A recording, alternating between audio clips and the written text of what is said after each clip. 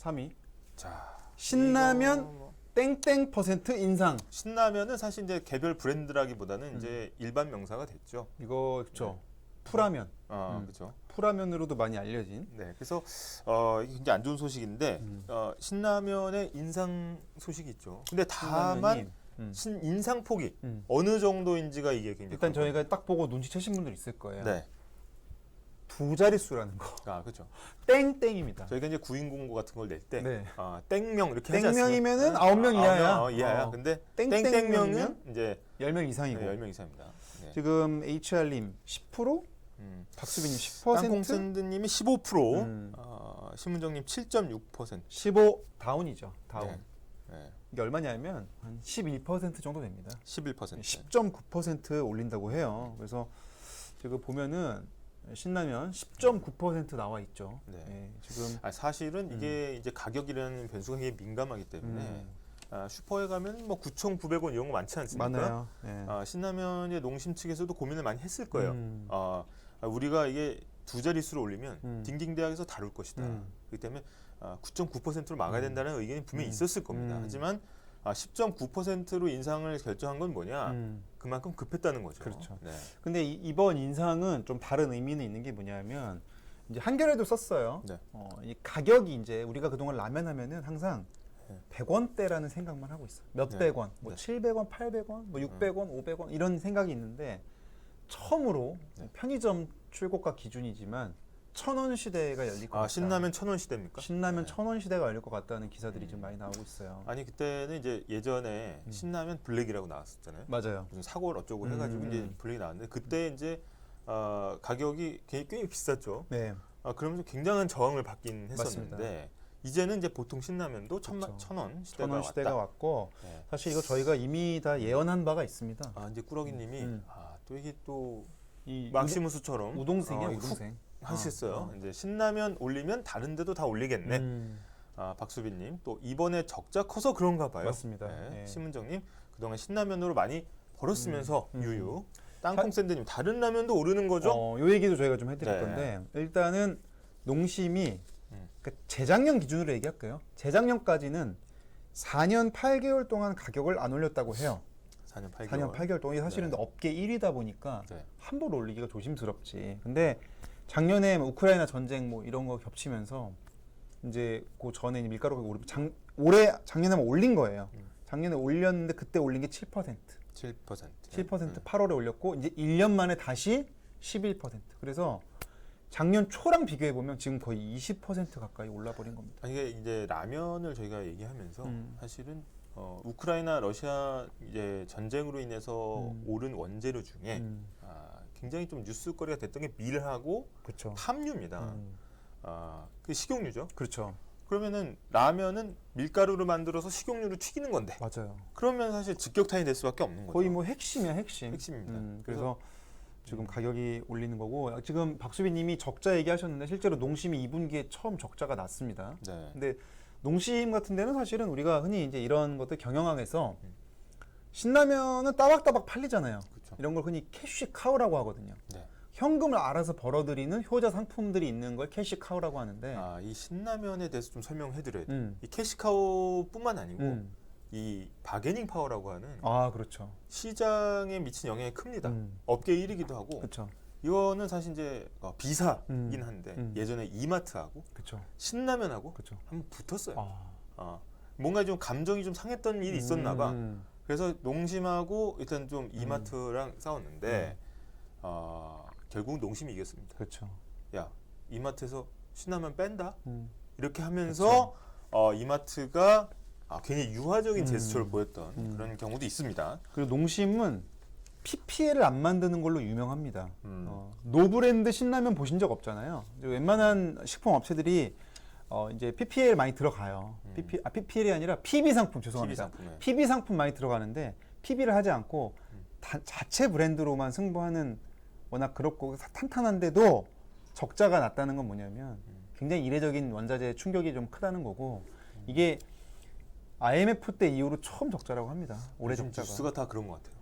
몇십 년 만에 다 처음. IMF 이후 최초야. 네. 그래서 저희가 적자가 나면서 이제 가격 인상 자연스럽게 이어지는데 일단 인상 시점은 추석 이후로 잡고 있습니다 지금.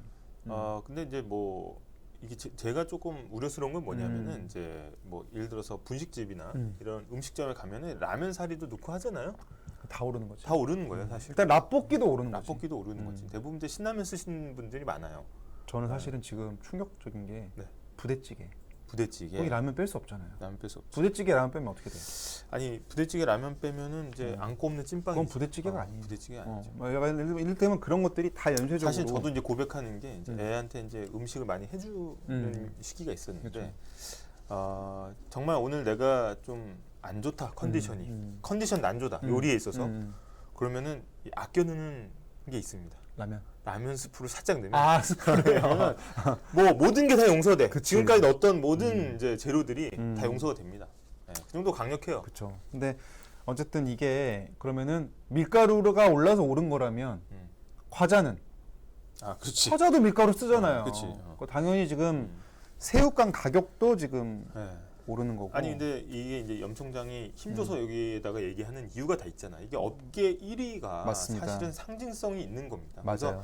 그래서 상징성뿐만 아니라 예를 들어서 이제 업계 1위가 올려버리면 줄줄이 다른 브랜드도 요때다. 그렇죠. 왜냐 앞장서서 욕을 먹어주니까 농심이.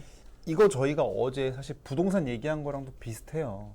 그러니까 강남 부동산을 저희가 주목해봤던 거는 업계 1위급 매매가인 곳들의 병향이 전체 시장에 영향을 미친다고 얘기했듯이 맞습니다. 신라면이 1,000원이야? 그럼 진라면은 뭐 한 900 몇십 원 정도는 해야지. 약간 이런 식의 대응이 나올 수 있거든요. 실제로 이게 여기 이 라면 업계만 이런 건 아니잖아요. 보면은 그렇죠. 네, 지금 여기 이제 기사들 보면은 도미노 인플레라는 말이 나오고 있습니다. 네. 도미노 인플레 어떤 의미라고 봐요? 그러니까 일단은 뭐 인플레이션이 번지는 거죠. 그쵸. 확산이 되는 건데. 야, 너도 올렸냐? 나도 올릴까? 막 이러면서. 그러니까 우리가 사실은 뭐 차를 안 가지고 다니시는 분들도 기름값에 지목하는 이유가 다 있습니다.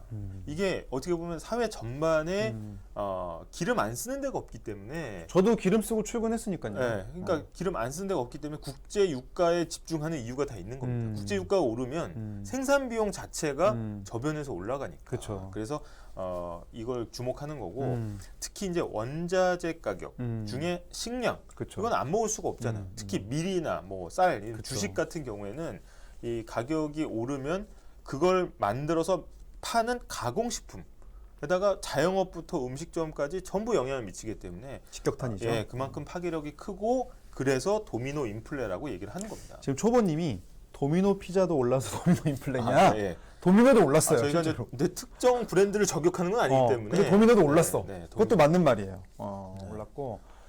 실제 저희가 이게 이제 오늘부터 맥도날드가 또 올린답니다. 네. 맥도날드 오늘부터요? 오늘부터야 마침 그 또. 어제가 마지막이었네. 그러면. 네, 오늘 한번 갈까? 네, 그 오른 첫나감 좀 억울하잖아. 그래? 네, 그렇죠? 아무튼 그래서 맥도날드도 올린다. 맥도날드도 당연히 밀가루 들어간 빵 쓰지 않습니까? 그렇죠. 그러니까 뭐 어디 여러 가지로 어디서 다 하늘에서 뚝 떨어지는 게 아니에요. 근데 저희가 이제 이게 업계 1위가 중요하다는 얘기가 보면 이겁니다. 이게 이제 2012년 자료이긴 한데 여기 기간을 좀 확대해 주세요. 여기 기간을. 이 보면은 스타벅스가 한번 읽어 주십시오. 2012년 5월 달. 올리니까 커피빈 바로. 7월 달. 그러니까 투썸이 8, 90. 쭈루. 요거야, 요걸 얘기하는 거예요, 지금. 근데 지금 요 자리에 이제 신라면 새우깡을 넣어보면 되는 거죠. 그렇죠. 신라면 오르니까 진라면, 뭐 팔도, 비빔면 이렇게 갈 수 있다는 거죠. 네. 근데 일단은 다른 업체들은 이미 올해 한번 올렸습니다. 그래서 하반기엔 아직은 계획 없다고 해요. 꾸러기님 믿을 건 맥모닝뿐 이렇게 하셨네. 근데 맥모닝도 제가 커피랑 먹어보니까 네. 이제는 그렇게 저렴한 아침 메뉴는 아니더라고요. 그렇죠. 네. 6, 7천 원 나오죠, 거의. 또 SD님 또 엔젤리너스의 어떤 부진을 또 지적을 해주셨네. 예. 근데 멸망이란 표현이 멸망은 너무 또 거친 약간 표현이고. 지구 멸망은 괜찮은데 엔젤리너스 멸망 너무 참고로 이거는 이제 10년 전에 저희가 자료입니다. 그러니까 이게 이런 도미노 현상을 좀 보여주기 위한 자료이기 때문에 네. 도미노로 좀 이해해 주시면 될 것 같아요. 근데 이게 어떻게 보면 여러 가지 관점이 있어요. 왜냐하면 만약에 이제 너무 근접해서 올리면 조사 들어옵니다. 그렇죠. 니네 혹시 짜고 올리는 거 아니야?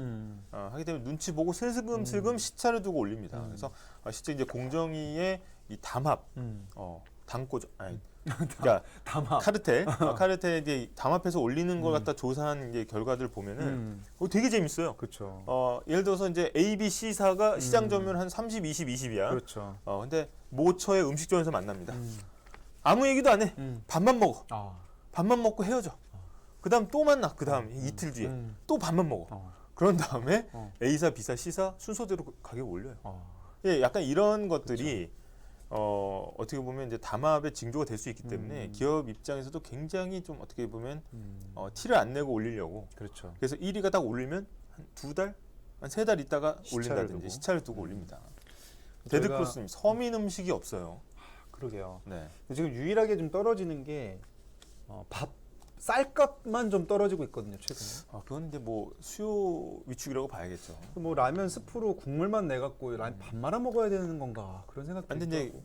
이제 경제에서 나오지만 이제 우리나라의 쌀 시장은 뭐 이렇게 어떻게 보면 수요 공급의 메커니즘이 정확하게 작동하는 시장은 아니에요. 왜냐하면 이제 여러 가지 이제 뭐 직불금 제도라든지 여러 그렇죠. 이제 보조금이나 제도가 있기 때문에 쌀값이 떨어진다고 해서 뭐 곡물값이 떨어진다 이렇게 보기는 어려워요. 국내 쌀값은. 그래서 그건 좀 특이한 경우로 보셔야 되고 기본적으로 이 범블비님도 얘기하셨지만 떡볶이도 밀떡 쓰면 그렇죠. 오를 수밖에 없는 겁니다.